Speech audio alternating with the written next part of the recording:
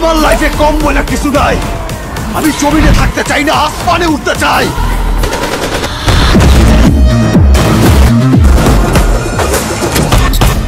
ও no, বাজারে আসতে যাচ্ছে সাকিব খান অভিনীত আরো একটি নতুন সিনেমা। এমনকি এই সিনেমার সবচেয়ে বড়সড় আপডেট হচ্ছে এই সিনেমাতে নায়িকা হিসেবে রাখা হতে পারে দক্ষিণী জনপ্রিয় অভিনেত্রী রাশমিকা মান্দানাকে। সেই সাথে আরো জানাবো এই সিনেমাতে কত কোটি টাকা বাজেট ধরা হয়েছে, এমনকি এই সিনেমাটিকে কবে মুক্তি দেওয়া হবে। তো বিস্তারিত জানতে হলে অবশ্যই ভিডিওটি না টেনে সম্পূর্ণ ভিডিওটি মনোযোগ সহকারে দেখতে থাকুন।